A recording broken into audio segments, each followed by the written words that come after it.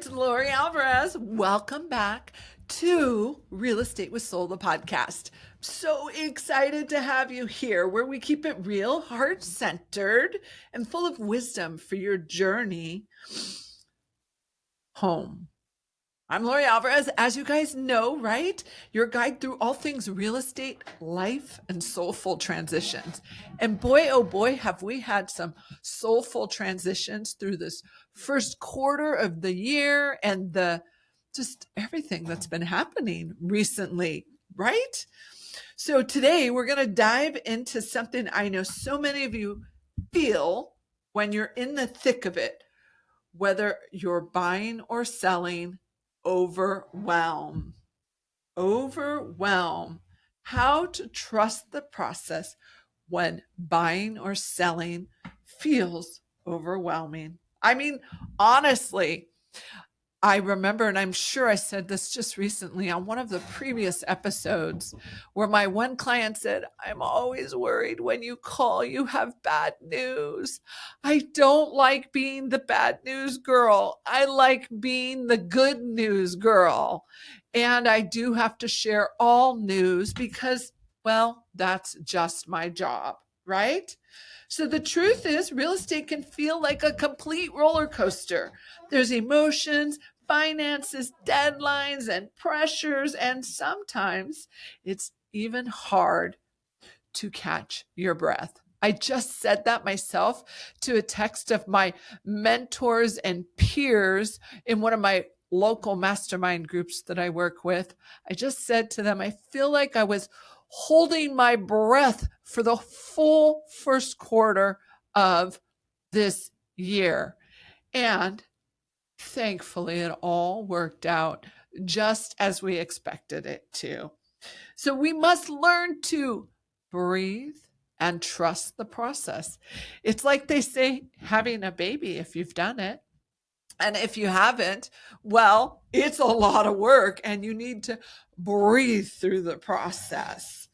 So why does it feel so overwhelming? Let's just be honest here. Moving is not a transaction. You're leaving memories behind. You're risking big money. You're stepping into the unknown. And the process can bring up everything from fear to self-doubt, excitement, anxiety, grief, and joyfulness, which is where I love to stay. I've had clients sit across from me in tears. I've had families on the phone late at night. Just had this happen. One called me after we found her dream home and had put her house up for sale that she lost her job. So many hearts broken in that one 3-sentence thing, right? I lost my job. So sad, and it can happen, and everything, the highs and the lows and just the whole process. And I always remind them, and I want to remind you, that all these feelings are normal and you're not alone. You're not crazy. And please don't call me and apologize. You have the right to feel the way you do. Know that I trust you through the process to feel exactly what you're feeling, and know that you're safe to share with us. So what does it mean to trust the process? I mean, what does that truly mean? When I say trust the process, I don't mean ignore your feelings. Heck no. I just had a client a few transactions ago last year. I told her just that thing. I said, you know what? You've taught me one thing: to be okay with feelings.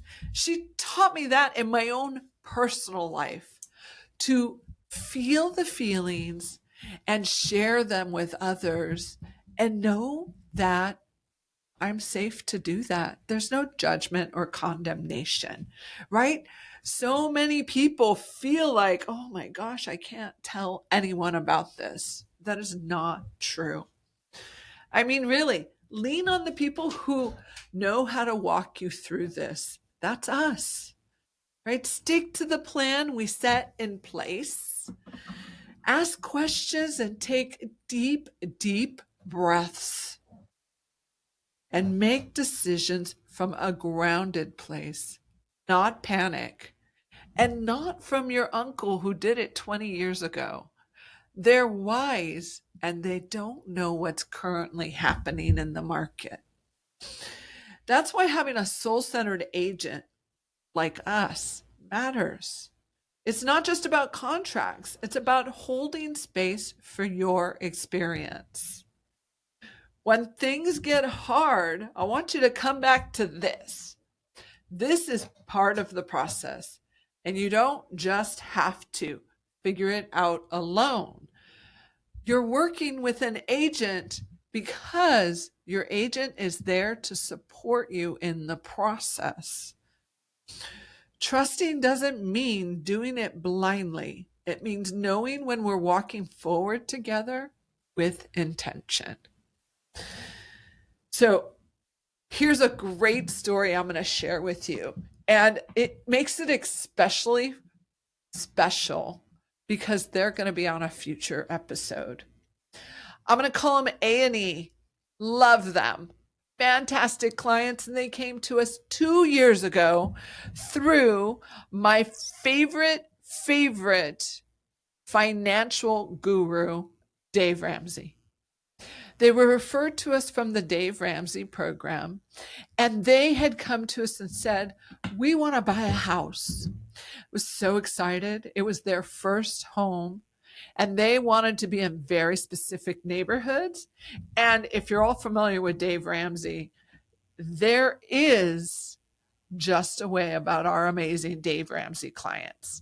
And they are generally budget centered, spreadsheet covered, and analytical. And that is just what A&E were.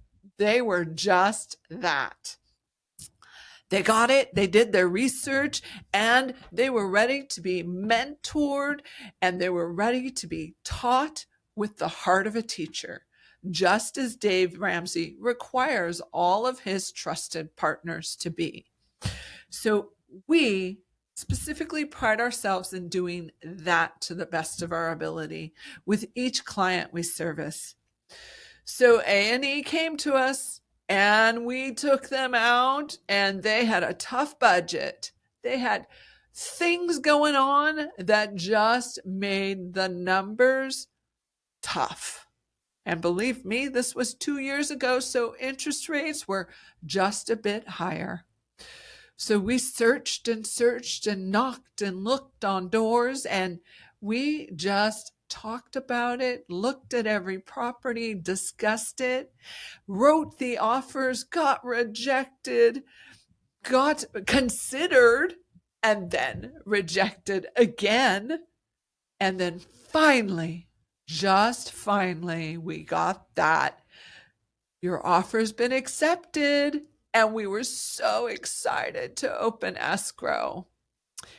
And well, yep, as expected, we opened escrow. We got through the home inspection. We got through the appraisal. And my sweet clients jumped on those CCNRs. Now you say, what is a CCNR? I'll tell you what it is. It's a covenant, condition, and restriction that's placed on all townhouse communities. And in all of that paperwork is disclosures and information and so much legal jargon that, I'm going to be real, most people don't read, and we highly advise you do. And guess what? We're not even allowed to help you discern on it. You're supposed to talk with a real estate attorney and talk direct with the HOA who has formulated those wonderful CCNRs. Well, after long review, many conversations, we just found out that community, well, its money was just, to put it bluntly, a disaster area. And there was going to be so much coming forward in that particular community that we just could not, in good faith, move forward in that transaction, knowing what was happening. And did the sellers really explain it to us? No. That was through our buyers' due diligence that they were able to contemplate and determine and finally conclude that this just wasn't the house for them. And we were okay with that because you know what happened? After watching the market for many, many months and every once in a while taking a look at a house here or there that caught our attention, we finally got back out there and got that house. I share this to say it was a 2-year journey from the time they met us. They got their house about 4 months ago, and they stopped by today to share how things are going. They love it. They're so excited to be part of the community. And I'm excited to have them on the podcast to share their perspective. So you stay tuned because that's coming soon. So this beautiful family bought their very first home. Was it easy? No. Did they do it? Sure they did. They moved right on forward, right? So if you're in the middle of buying or selling right now, or even contemplating it, here are a few tips to help keep you grounded. 1, create space to breathe. If you didn't know, I box, I spar. And I remember always, every Thursday morning when I get in the ring, don't hold your breath. It's not helping you, Lori. It just exhausts you. So breathe, breathe, breathe, breathe through the process. Journal and pray, or just step away from the phone for 10 minutes and relax. You know you're going to sit on Redfin or Zillow.com and just scroll and scroll and scroll and say, why isn't my property there? It will come. Trust the process. Ask your agent the hard questions. Number 2, the right agent is going to walk you through it and have that heart of the teacher without judgment. Number 3, stick to your why. Why are you making this move? Hold that vision closely so you know just what it looks like. I love clients who know exactly what their home looks like in their dreams because that's what shows up at the curb. And 4, do not go alone.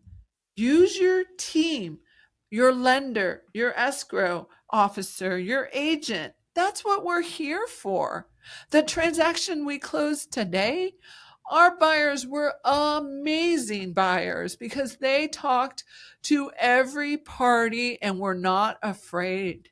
And they were collaborative and excited to be in conversation with the escrow officer, to be in conversation with the lender and the solar company and everything else.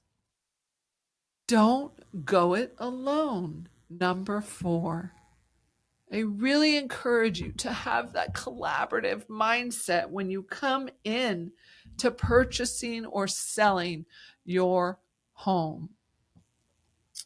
So here's the reminder from our heart to yours. The journey may be very hard at times, and it is worth it. Trust the process, trust your people, and most of all, trust yourself. If you're feeling overwhelmed, send me a message. I'd love to walk you through it. And if this episode gave you peace or helped you shift your perspective, please share it forward with someone else who may need it. Remember, all of us continue to move forward, and you want to do it with someone who has just a little bit of real estate with soul. Check out our episode